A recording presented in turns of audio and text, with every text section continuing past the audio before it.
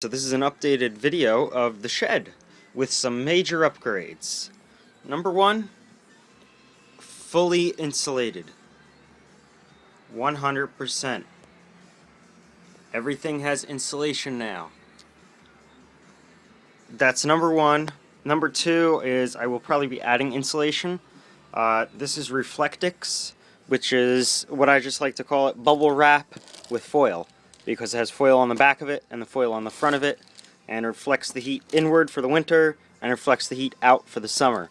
That being said, of course, there's little holes here, sometimes on the bottom, and when it gets really cold down below 20, yes, the heat or the cold seeps in. So I'll probably put some unfaced fiberglass bats inside of it also, and we'll have double the insulation. You'll have a good air blockage through it and cover it up, and then the Reflectix will help reflect any of the extra heat out or keep the heat in. Plus, this stuff is flame retardant also, so that's a good thing. Cover up the fiberglass also, and keep it from becoming airborne, since fiberglass becomes airborne when you disturb it. That's number one. Number two, new thermostat. Digital programmable thermostat. This thing's great. I have it set at 68 right now. It's showing just that. Programmable here. You can set it to come on, at certain times, turn off at certain times, run on a different program. Anything you want, it's got it. It's got battery backup also, and a lot better than the regular, the old mechanical thermostat I used to have. That controls that heater down there, which is a 2,000 watt heater. Again, we've been having 5-degree temperatures in New Jersey at night, and it's only gone up to about 65 with that thing running constantly, so that's mostly because of the crevices on the bottom and, not enough insulation in certain areas, openings like that. So fiberglass will help seal it up nicely, and this will help a great amount. Number three, fire extinguisher. I got that for Christmas, actually. Hope I never have to use it, but it's there. That's the basic beginning to end story. Number four, upgraded some of the stereo. Since I had to insulate this wall cavity, that's where the plugs were before and the power strips, mounted it on a piece of plywood instead. Ran it all total, nice and open area. This way everything's accessible. That's the main strip, which is also surge protection, and it's plugged into the outlet up there. Stereo also has a EQ now for the subwoofers. Help give it some extra lower end, since these roll off at around 40 hertz.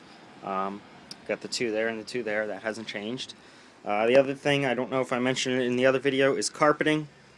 We have carpeting now, wall-to-wall carpeting, all the way around, except over in the corner by the sink and underneath the workbench. I kept that open for, be able to clean up anything that's spilled behind the bench, and in case the sink ever leaks.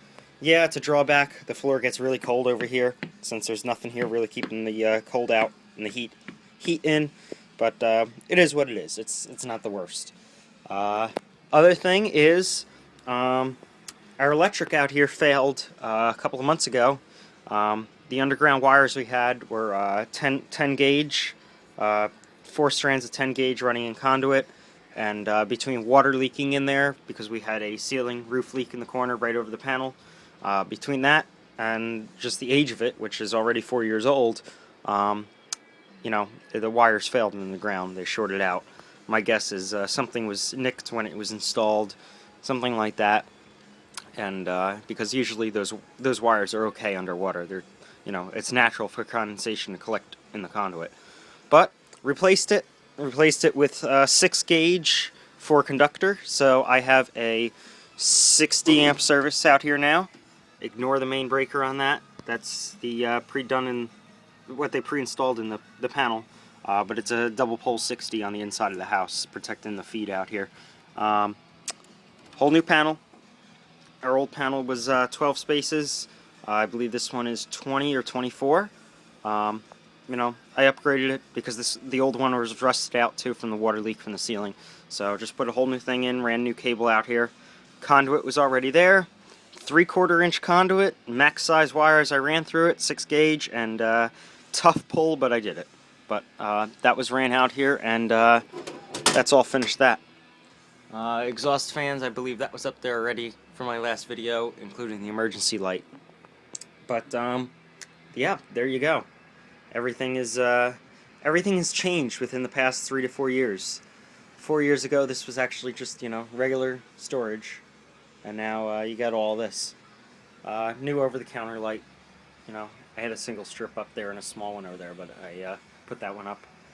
So, and I can't think of anything else. So, if anyone has any questions, comment below.